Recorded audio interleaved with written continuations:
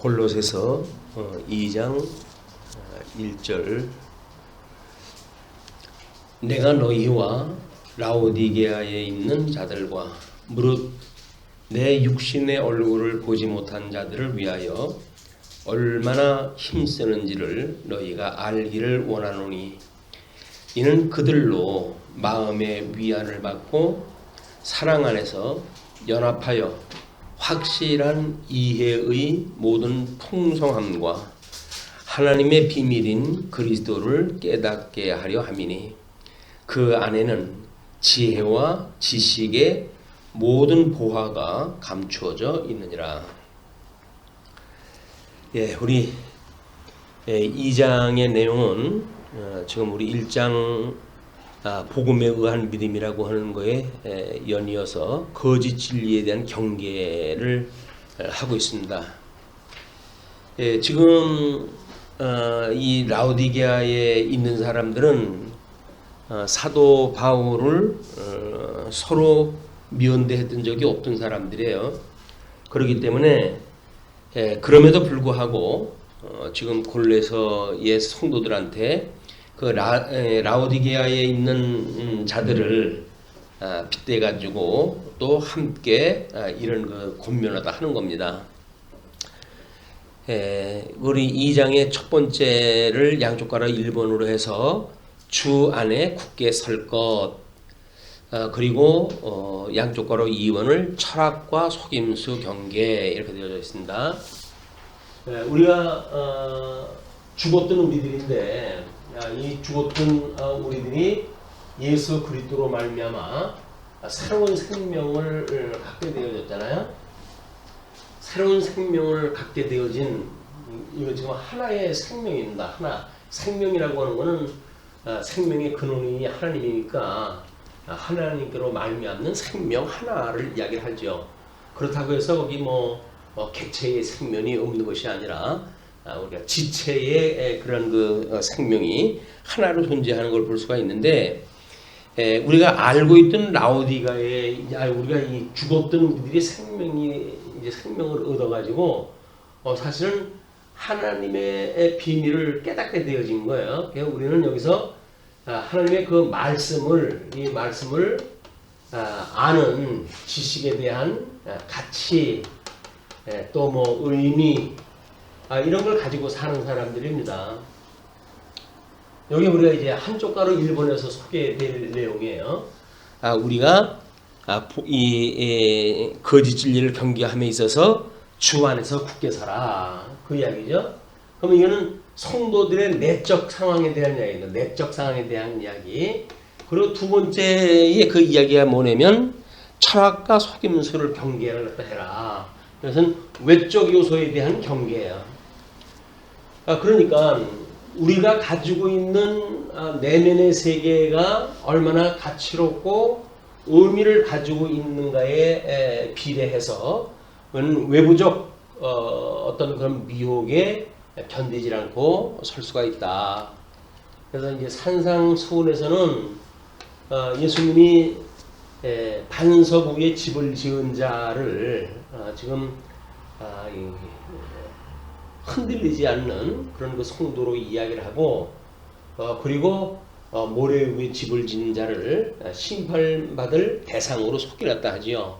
이제 우리는 이 말씀을 깨닫고 있다고 그러는데 이것이 지금 우리가 어디에서 이걸 알고 있고 깨닫고 있느냐라고 하는 것이 생명의 근원이신 우리 하나님, 그래서 우리를 계속해서 죽었던 우리를 살리셨기 때문에 사망에서 생명으로 옮겨졌고, 그래서 생명으로 옮겨진 우리들은 결국은 예수 그리스도 안에서 생명을 누리고 사는 사람들이에요. 생명을 누리고 사는 사람들이기 때문에 이 생명을 누린다고 하는 그 가치나 의미가 과연 얼마나 우리가 확신을 가지고 있는가라고 하는 문제가 이 외적 요소에 대하여 이길 수 있는 힘을 갖게 되어지는 일이기 때문에 지금 그 사도 바울은 주 안에서 굳게 설 것을 1절로부터 7절까지 이야기를 합니다.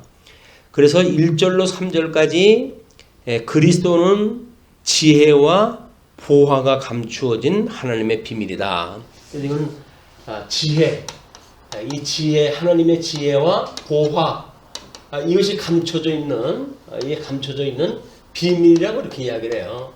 근데 이 비밀은 택함을 받지 않은 사람들한테는 비밀이지만 우리들은 지혜가 되신 예수 그리스도, 보화가 되신 예수 그리스도와 한 몸을 누리고 있기 때문에 우리는 지혜자이고 또 그 보화를 누리고 있는 자들이에요. 그래서 우리가 예수님을 믿는다는 이야기가 어떤 그런 가치를 가지고 믿고 있는가, 어떤 의미를 가지고 믿고 있는가, 이거에 따라서 성령이 오시고 주면 몸된 교회 생활을 하게 되어지는데, 이 교회 생활은 곧 이 신앙생활을 이야기하는 거겠죠. 이거는 교회 생활의 상황이 골로새 교회처럼 지금 이단자들이 공격을 해오고 있는 이런 지경에 있는 골로새 교회라 할지라도 그들이 사도 바울이 전했던 그 복음의 주권이 서 있다고 한다면 그들의 신앙생활은 결코 흔들리지 않을 것이 분명하기 때문에 사도 바울은 이들이 처음에 사도 바울로 인해 가지고 들었던 복음을 확인을 시켜주고 싶은 거예요. 우리는 이렇게 좀 뭐 성경 전체, 인생 전반 이렇게 생각을 하게 되면 쉽게 우리가 그 논리적으로 설득이 돼요. 그런데 그런 것 없이 현재 어떤 골로새 교회에 이 골로새 교회가 처해져 있는 환경에 빠져버리게 되면 그러면 이 생명의 세계도 안 보이고 사망의 세계의 미혹도 보이지를 않고 우리가 갖추고 있는 가치와 의미도 잊어버리게 되어지고 그래서 여전히 이 거짓 영에 의해서 우리가 흔들릴 수밖에 없는 겁니다. 우리 생각에 대한 확장, 이거 우리들의 어떤 그런 사고의 확장이라고 하는 것은 얼마나 중요한 건지 몰라요. 근데 사고의 확장이 이 영원하신 하나님의 그 영원하심에 우리가 들어가야 그것이 우리가 믿음의 공간이라고 그러지 않았어요. 믿음의 영역으로 해가지고 우리 시간적으로 해가지고는 우리가 하나님의 이런 그 뜻을 알기 때문에 인과적 해석이 가능하다고 이렇게 얘기했어요. 인과적 해석이라는 건 원인과 결과를 놓고 전체를 다 볼 수 있는 그런 그 생각이라는 거 아닙니까? 또 이 공간적인 그런 그 은혜를 보게 되면 우리가 내재적으로 초월되어져 있는 이런 포괄적 세계관을 갖고 그리고 그걸 우리가 적응을 다 하게 되어진단 말이에요. 우리가 포괄적으로 해가지고 어떻게 그걸 믿게 되어지는가 이거에 따라 가지고 우리는 여기서 뭐 범사에 감사하고 항상 기뻐하고 이런 신앙생활이 가능한데 이런 이 믿음이라고 하는 영역이 아니라 이런 우리 현재 땅에다 발을 디디고 사는 현실이라고 하는 데에 발을 디디고 살게 되면 전혀 이렇지 않아요. 원인, 결과 이런 거 따져볼 거 없어요. 그리고 뭐 말도 안 되는 소식을 누가 전해주게 되면 그걸 또 뭐 자기 좋은 대로 해석을 해가지고 그대로 믿고 해가지고 그리고 짓고 까불고 이렇게 사는 거예요, 인생이. 우리가 중심을 잡는다는 이야기는 우리 주님께서 주셨던 믿음의 영역에서 우리가 생각을 해야 되는데 믿음에서 영역을 생각을 하게 되면 인과적이거나 포괄적이거나 뭐 이런 형상에 대한 것도 우리가 계시적으로 늘 우리가 이렇게 본다고 그러잖아요, 말은. 근데 말은 계시적이라고 그러는데 이 삶에 들어오면 계시적이 쉽지 않습니다. 우리는 끊임없이 하나님을 배우고 익힌다, 뭐 이래가지고 배우고 익히는 학습을 한다고 그러면서도 우리는 믿음의 영역에서 이런 이 하나님에 대한 지식을 더욱 배우고 이런 데 있는 것이 아니라 그냥 현실에 빠져가지고 그냥 생각 없이 살아가는 거예요. 성령의 감동이 없기 때문에 세속에 따라서 살아간다는 이야기는 시험 중에 우리 빠져 있는 거예요. 시험에. 이거로부터 우리가 여기서 건져주세요. 우리 시험에 들게 하지 마시고 시험에 들게 하지 마시고 믿음의 영역에서 살게 해주세요 라고 하는 것이 우리 신앙 고백이란 말이에요. 끊임없이. 그리고 이걸 통해 가지고 이제 우리가 온전한 구원에 이르게 되어지니까 구원의 구원을 구속을 이루어 주십시오. 이것이 성화 단계에 살아가는 성도들의 기나긴 삶에 대한 뭐 복음 들을 적에야 뭐 쉽게 우리가 이론적으로 들으니까 우리가 믿음이 그러려니 이렇게 생각도 하지요. 그러나 사실은 이 생활이라고 하는 현장에 빠져 있을 때가 문제입니다. 현장에 빠지게 되면 하나님의 말씀을 우리가 읽어도 이런 어떤 전체적인 영역 속에서 이 부분을 읽는 것이 아니라 골로새서 그 자체 내용만 공부를 하게 되잖아요. 그 공부를 하게 되면 맨날 하는 얘기가 그 얘기 아니겠어요? 우리 예수 그리스도 지혜가 되신 예수 그리스도 보화가 되신 예수 그리스도 뭐 이야기를 하니까 이걸로 해가지고 믿음의 세계까지 우리 사고의 확장이 이루어지질 않는 거예요. 자꾸 이렇게 우리 이 생각의 폭이 좁아지고 시야가 좁아지고 이렇게 해가지고 사단에 의해가지고 휘두림을 당한다. 골로새 교인들이 그런 그 삶의 현장 속에 있기 때문에 사도 바울은 자기가 전해졌던 복음, 그 복음을 가지고 그들로 하여금 믿음의 세계로 다시 나오도록 그걸 초청하다 하는 거죠. 그것이 바로 뭐냐면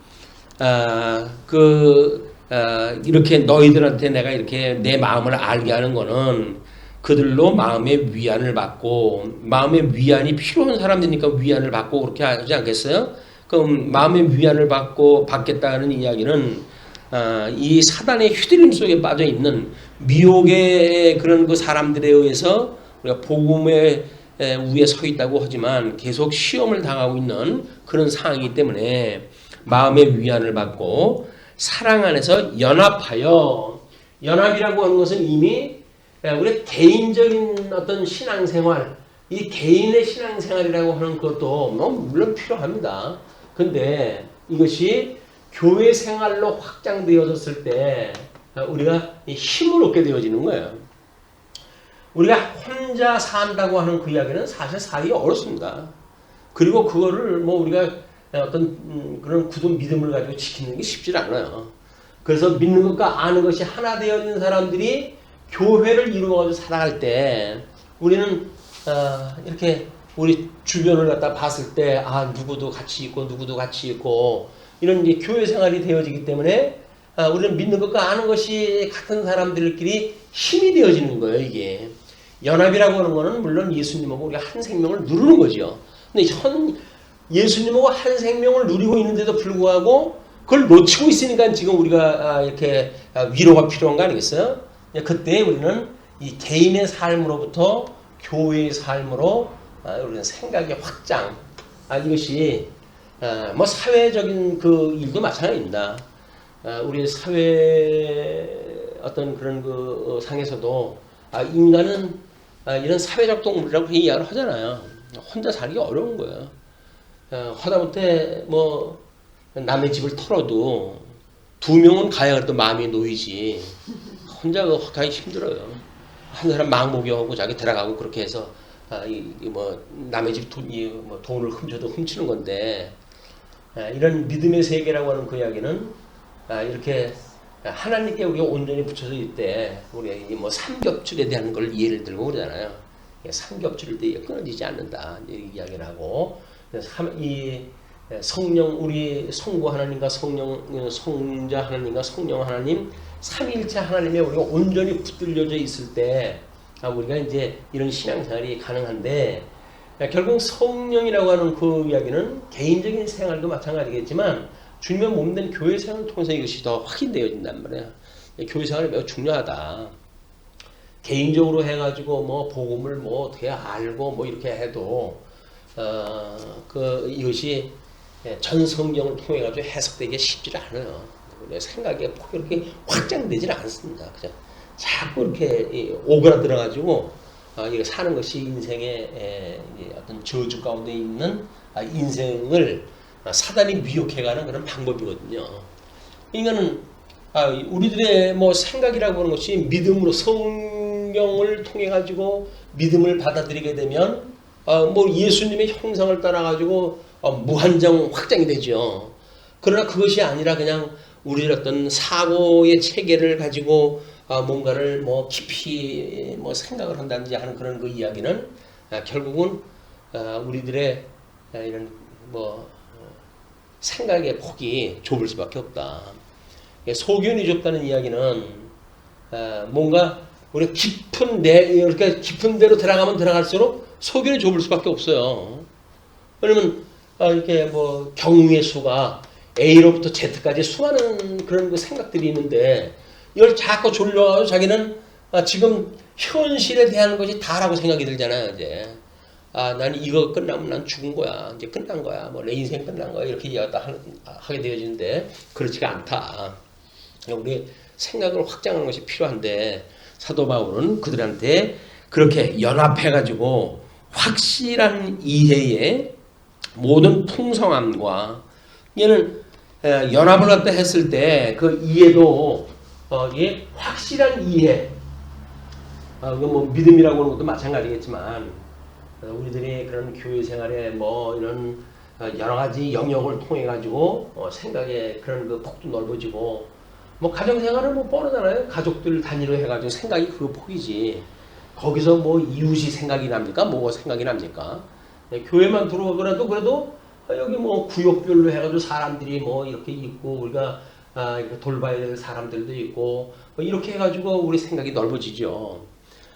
그렇기 때문에 내가 지금 당하고 있는 이 어려움이 다른 성도한테는 뭐 폭넓은 그런 고민거리가 있을 수 있는 거예요. 우리가 여기서 고민한다는 이야기는 내가 너무 내 내면의 속에 빠져버려 있기 때문에 이런 그 문제가 생긴다. 이거로부터 탈출이 이제 필요하고 이런 객관적인 어떤 믿음의 세계로서의 우리가 그것이 필요한 것이 예수 그리스도는 이제 우리 객관적인 지혜, 지식 막 이런 것들은 우리 주 안에서 이 성경을 통해서 깨닫게 되어지는 내용들 아니겠어요? 확실한 이해의 모든 풍성함과 하나님의 비밀인 그리스도를 깨닫게 하려 함이니 예수 그리스도를 깨닫는 일, 끊임없이 우리가 이 깨닫는 일이 우리가 필요한 거예요. 불교의 뭐 성들은 이 깨달음을 얻기 위해 가지고 토굴에서 벽면을 대고 평생을 가부잘 틀고 그렇게 이걸 찾아가지고 헤매는데 우리는 뭐 한 거 없이 하나님께서 그냥 덜렁 주신 거 아니에요.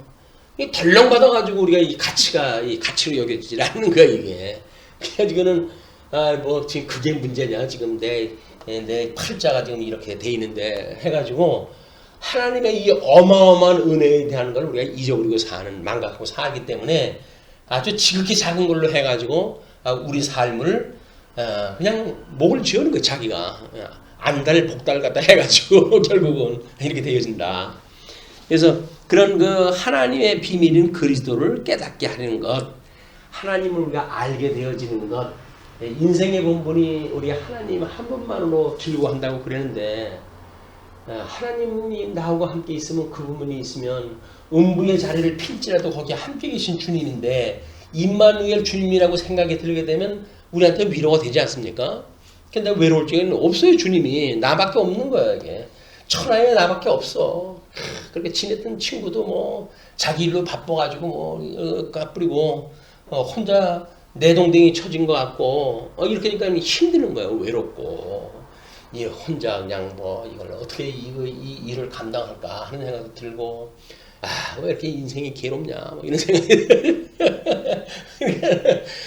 인생이 괴롭지 그럼 인생이 뭐 별거예요. 그러나 하나님께 가야 예수님께 가야 괴로운 게 아니라 우리가 어떤 은혜를 받고 있는지 이걸 깨닫게 되어진다. 끊임없이. 예수님 안으로 도망가는 수밖에 없어요. 우리 피안처라고 해요. 피안처. 예수님한테 도망가는 길에 피안처. 이 대적들이 오늘 공격을 할 때 해보게 되면 우리의 그 생명의 그 대속주가 되신 예수님 앞에 도망을 가는 것.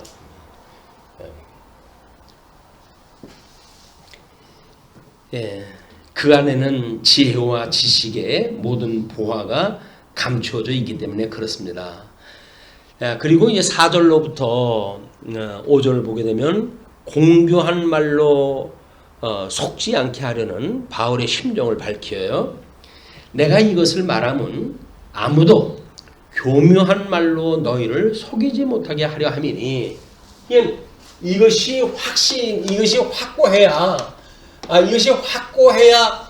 사실은 여기서 공격하는 미혹에 대해서 아니야 라고 해서 우리가 그걸 이제 방패를 갖다 이걸 들고 우리 성령의 소욕으로 해가지고 믿음의 방패로 이걸 막아낼 수가 있는 거거든요. 근데 확신이 없게 되어지게 되면 뭐 확신이 없어서 그런지 뭐 생각이 없어서 그런지 모르지만 생각이 확고하다고 한다면 우리가 여기에 있기 때문에 그렇게 금방 우리가 이쪽에 있는 것처럼 그냥 낭떠러지의 망망한 배에 나 혼자 있는 것처럼 유럽 편주를 타고 그냥 그 풍파를 헤치고 나 혼자 간다고 생각하지 않을 거예요. 근데 여기 확신이 있다고 한다면 주 안에 있는데 우리가 그렇다고 한다면 지금 내가 혼자 있는 게 아니잖아요. 적어도 주님께서 야 내가 너하고 지금 멍에 같이 매고 있는데 내가 지금 다 하는 건지 너 알지? 이게 믿어져야 되는데 주님이 우리가 같이 멍에를 맸다고 한다는 그 이야기는 십자가의 죽으심으로 해가지고 모든 걸 이룬 것이 주님이 다 이루신 거 아니에요? 그래 놓고 우리한테 조금 고난을 남겨놔가지고 그리고 우리한테 내가 함께 매복에 가는 거야. 그러니까 내가 온전케 하는 걸 난지를 갖다 늘 배우고 깨닫고 그렇게 살아가야 돼. 라고 이야기도 하는데 함께 멍에를 메고 있는 주님이 안 보이는 거야. 아무리 허우적거려도 없어요. 주님이. 아니 주님 나하고 같이 멍에를 맨다 그러는데 어디 가셨나요? 불쌍한 나 혼자 두고 어디 가셨나요 주님? 뭐 이렇게 아주 우리 주님을 찾을 수도 있겠죠. 그렇게 보게 되면 주님께서 세미한 음성으로 우리한테 들을 거예요. 살아가는 아무개야 내가 너를 위하여 십자가에 못 박아 죽음을 당했고 그래서 죽었던 너를 생명세계로 옮겼건만 그걸 왜 이 땅바닥에서 나를 찾니? 여기 와서 나를 찾아야지. 생명세계에 와서 나를 찾아야지. 땅바닥 속에서 왜 나를 찾니? 주님께서 음부의 골자 내가 음부의 자리를 필지라도 거기 계시다고 그러지 않았어요. 그건 보통 믿음이 크지 않으면 넌 몰라. 너처럼 믿음이 적으면 내가 있는 하늘나라 믿음의 세계에 와서 나를 찾아야 돼. 우리가 하늘을 봐야 되는 거예요. 이게 하늘을 봐야 돼. 하늘을 계속 봐야 돼. 기도하는 거 우리가 참 꼬꾸라져가지고 기도나 또 하는 것도 좋지만 가끔은 하늘을 보고 하는 기도도 필요하다.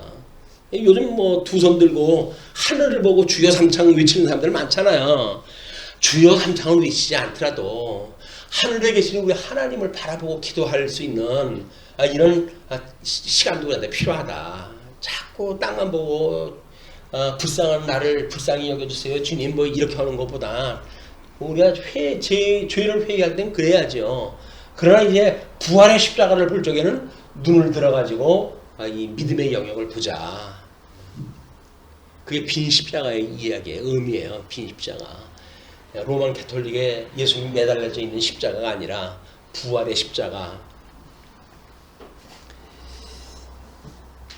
근데 이제 그런 그 까닭에 대한 걸 이렇게 이야기를 합니다. 이는 내가 육신으로는 떠나 있으나 육신으로는 여기가 이제 육신으로 살고 있는 곳이에요. 육신으로는 이건 개체로 떨어질 수밖에 없잖아요. 이제 몸을 가지고 있는 거니까 개체가 존재하는 거기 때문에 육신으로는 떠나 있으나 심령으로는 여기서 말하는 심령, 이 심령으로는 이 너희들하고 내가 함께 있다. 너희가 질서 있게 행함과 그리스도를 믿는 너희 믿음이 굳건한 것을 기쁘게 봄이라. 사도 바울은 이쪽에 있으니까 이쪽에서 믿음의 생활을 하는 사람들 다 봐요 지금 이 믿음의 세계에서. 근데 이쪽에 있는 사람들 그게 안 보이는 거예요. 안 보이니까는 사도 바울이 나를 위해서 기도할 까닭이 있냐? 그 사람을 내가 본 적이 있냐? 이 라우디게아 사람들은 더 그럴 거 아니겠어요?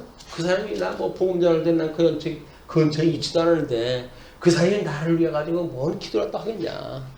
나를 알기나 하겠냐? 모르겠냐? 영어는 타인인 거예요. 타인.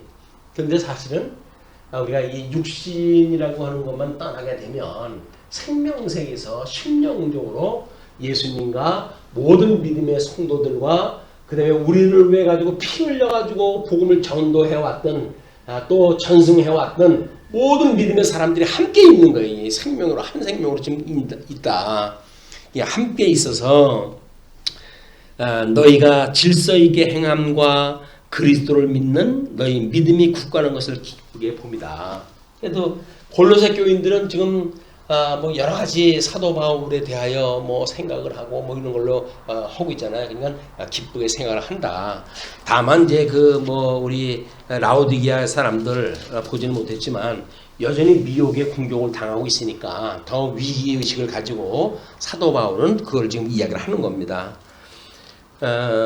그러면서 이 6절을 보시게 되면 6절로 7절 주 안에서 세움을 입어 교훈대로 굳게 서라고 합니다.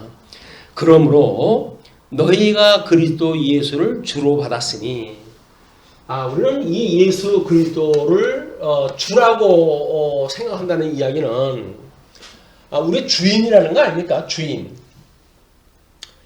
우리가 뭐 노예 생활을 갖다 해봤어요. 주인에 대한 감각이 있지.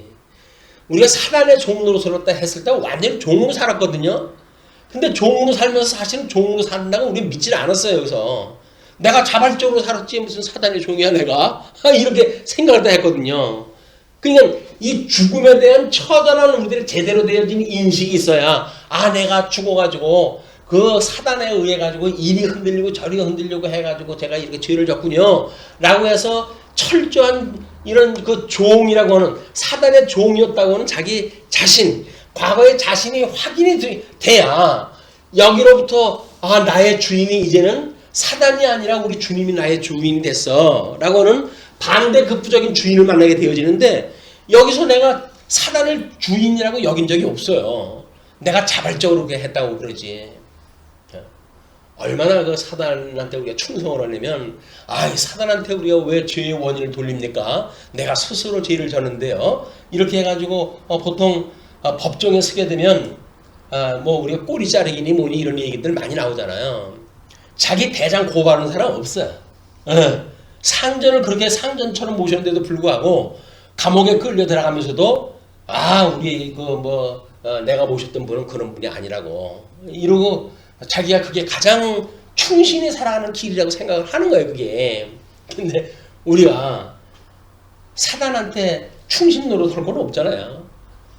그럼 우리가 내가 이렇게 살고 싶었던 게 아니라 아담 한 사람이 우리 아담 조상 아담이 타락되어질 때 사단의 종이 되어져 가지고 내가 죄 가운데 잉태가 되어졌고 죄 중에 출생이 됐던 납니다. 내가 모든 것들이 이 사단으로 말미암아가지고 이 아픈 그 삶을 살았던 사람입니다. 그걸로 해서 우리 예수님을 만났을 때 우리 희열이 느껴지는 거 아닙니까? 그 사망권세로 새로운 생명을 얻었다는 이야기가 그 사망권세한테 매달려 살았던 삶이 얼마나 참혹했는지 그걸 우리가 깨달았을 때 여기서 기쁨이 있었단 말이에요. 근데 예수님을 믿고 구원받았을 때 그런 감격을 가지고 믿는 사람들이 많지는 않아요. 다니다 보니까 그래가지고 예수를 믿는다고 치니까 그래 예수 믿는 게 그러려니 하고 가지.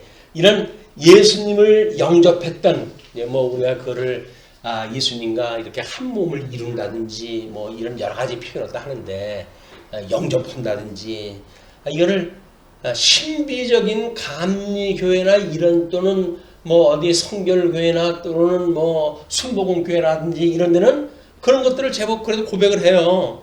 주님을 만났을 때 제가 이렇게 기뻤습니다. 이해했다 하는데 그 감정적인 기쁨이 아니에요. 내가 얼마나 사단의 종노릇을 하였던가 이거로부터 내가 자유를 얻었다고 하는 진리가 나를 자유를 갖다 주어서 내가 자유를 얻었다고 하는 그 기쁨이거든요. 그것이 바로 예수님을 주인으로 여기는 거예요. 주인으로. 아직도 내 주인이 주님이 아니잖아요. 아직도 내 주인은 나는 내 세계의 왕이로서이다. 천상천하 유아독존 우리 불교에서 이야기하는 그런 그 이론에 의해 가지고 내가 내 세계의 주인이다. 그렇게 생각이 드는 거예요. 내가 주인이니까 다른 사람이 이러고 저러고 막 하지. 내가 주인이 아니고 주님이 주인이라고 하면 우리가 어떻게 다른 사람한테 막 할 수가 있겠어요. 다른 사람한테 막 한다는 이야기는 내가 주인이라는 이야기예요. 여기서 내가 주인이야.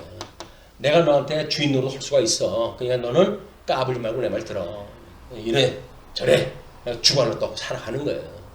근데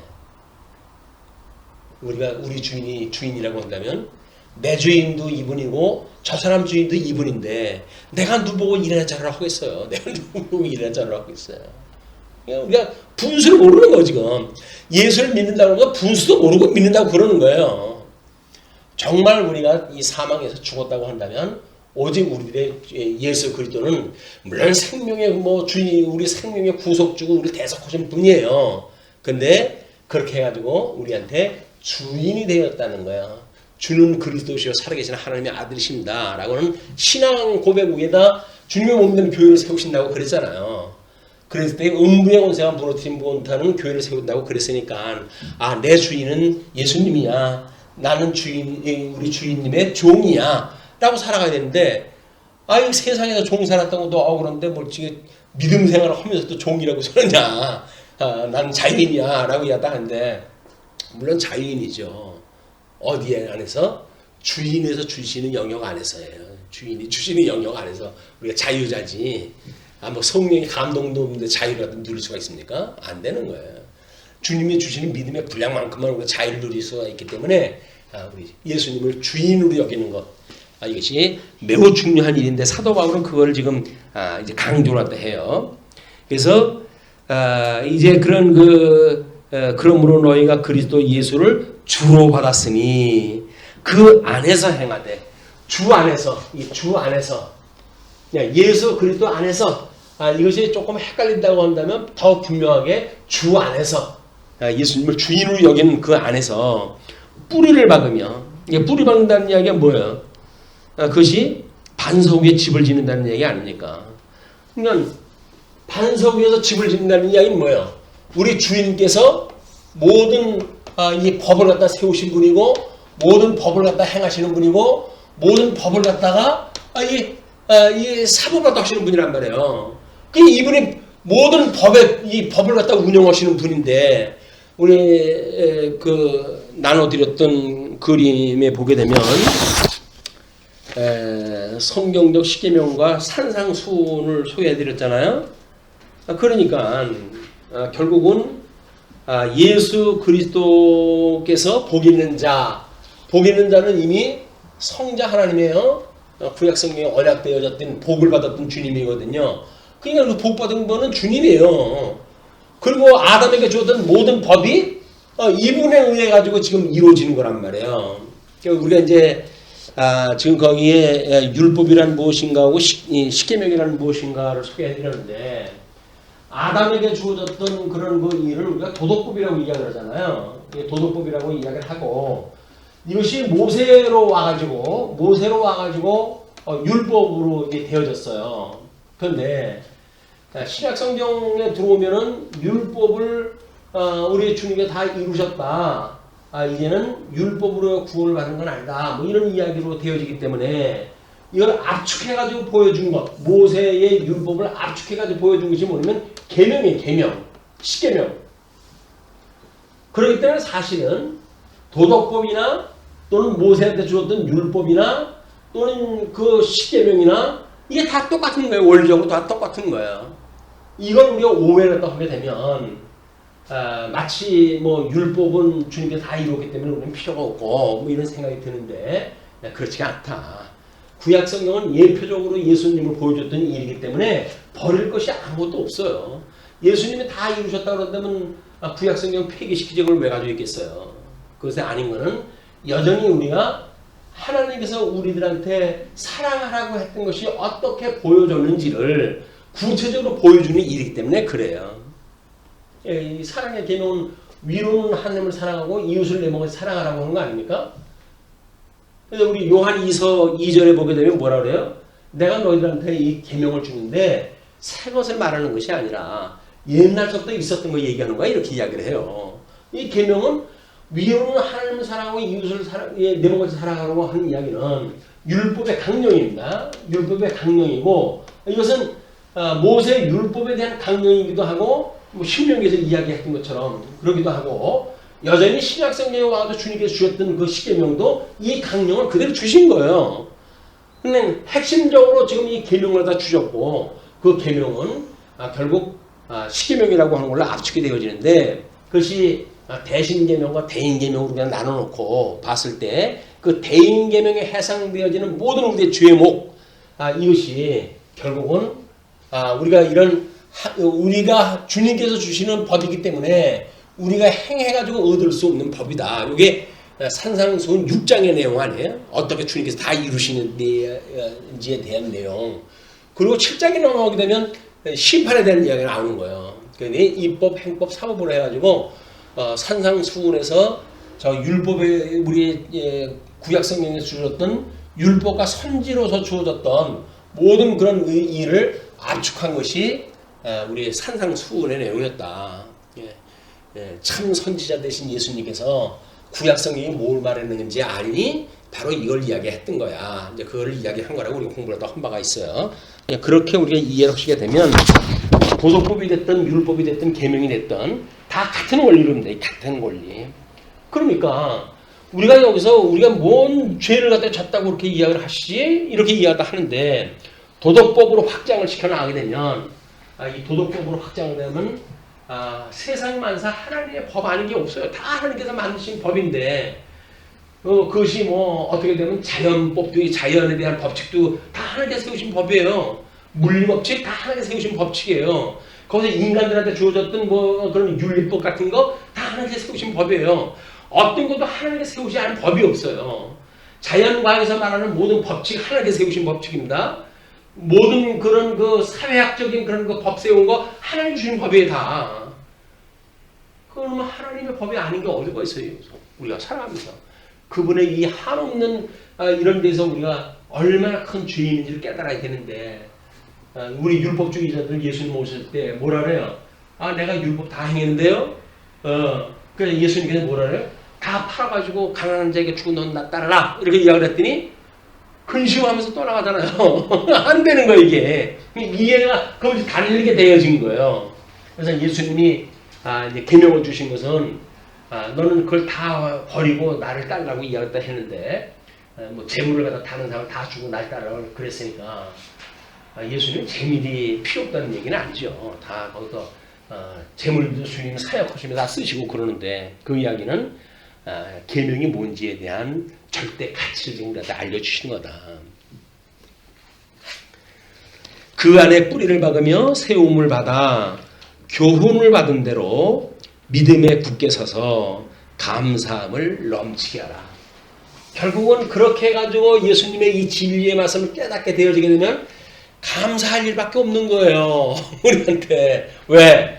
죽었던 나를 살리셨는데 뭘 다른 조건이 있어요. 다른 조건이. 죽었던 나를 살리셨다고 하는 그것에 모든 감사가 있는 거지. 그래서 우리의 창조 사역과 섭리 사역을 알므로 얻는 유익이 무엇입니까? 라고 이야기했을 때 우리 하이델베르크 우리 신조에 대한 28문에서 그걸 보여줬죠. 28문에서 뭐라고 그래요? 이 창조 사역과 섭리 사역을 통해 가지고 우리가 범사의 감사함을 깨닫고 어떤 환난 중에서 위로를 받으며 그리고 어떤 것도 하나님께서 세우지 않는 것이 세워지지 않고 하나님께서 헐무지 않는 것이 허물어지는 게 없습니다. 이걸 믿고 사는 거예요. 이게 확실하게. 이 확신이 그런 확신이 어딨어요. 확고하게 하죠. 이게 하나님이 아니면 인간 피조물이나 우상덩어리나 이것이 아무것도 할 수가 없다. 그런 하나님이 나를 사랑하셨다. 그래서 예수님을 십자가에 못 박아 죽는 데까지 내어버려가지고 확실하게 믿게끔 주셨다. 이걸 확신케 하신 거 아니에요. 성령을 보내줘가지고 우리한테 그 확인시켜 주신 게 뭐예요? 예수 그리스도의 객관적인 그런 죽으심의 사건이 나를 위한 거라는 게 나를 위한 겁니다. 그냥 우리 믿음에 따른 확신을 주신 것이 성령의 확신이란 말이에요. 이건 뭐 신비주의자들이 뭐 믿는 어떤 그런 그 희열, 뭐 예수님 맞을 때 뭐 영접을 갖다 했을 때 어떤 기쁨 이런 것들 감정적인 것이 아닙니다. 우리는 죽었던 내가 살아났다고 하는 영적 신령한 세계에서의 확신이에요. 확신. 그만하면 세상 살만한 거 아니겠어요? 이게? 이만하면 세상 살만한 세상 아닙니까? 물론 여기서 뭐 우리가 죽음을 마주하고 살아가기도 하고 때로는 괴로움을 마주하고 살아가기도 하지요. 그거야 뭐 육신을 가지고 있으니까 어쩔 수 없는 거 아니겠어요? 그건 나한테 번전인데 뭐. 예수님 믿지 않아도 그러고 살 거 아닙니까? 예수님 믿었다고 그러고 사는 건가요? 그렇지만도 않아요. 예수님 믿지 않아도 저주받은 인생들은 그렇게 살아갈 수밖에 없는 거예요. 근데 우리 주님 나를 살려줬다는데 우리한테 필요한 거는 믿음이다.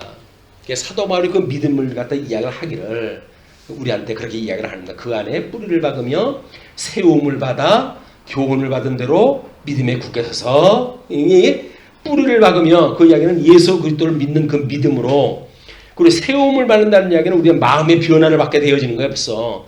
그리고 교훈을 받은 대로 믿음에 굳게 서서 지각과 감성과 이런 걸 통해 가지고 덕성이 뭐로 나타나요? 감사함을 넘치게 해라.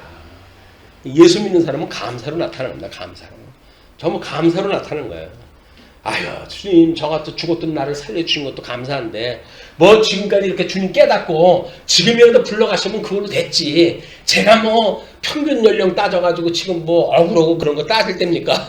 이러고 우리가 위로를 받아야 되는데 나 이거 예수님 이제 좀 배울 만한데 주님 저를 좀 더 두시지 왜 절 불러가십니까? 이렇게 하는 거예요. 맞지는 않아요. 원리적으로. 우리가 예수님을 믿는 확신이 있다고 한다면 지금 불러가시면 돼요. 영원한 세계인데 60만 벗어버리면 그곳인데 그것을 우리가 그냥 우리 내일 머리맡에다 이걸 두고 살아가는 지금이라도 주님 오라고 그러면 쌍수를 들고 주님 할렐루야 하면 갈 수 있는 이런 훈련이 우리한테 필요한 거다. 그게 확신이에요. 정말 내가 죽음에 갈 수 있어? 라고 하는 확신만 있으면 영원한 세계인데 시공형적으로 해가 제한받는 세계에서 저주받은 그런 사단에 의해 가지고 우리가 농락을 당하고 사는 게 뭐가 즐겁습니까? 하나님 나라의 확신 가지고 살아가는 것 이것이 우리한테 매우 필요하다고 우리 사도 바울은 힘주어 지금 말하고 있습니다. 예.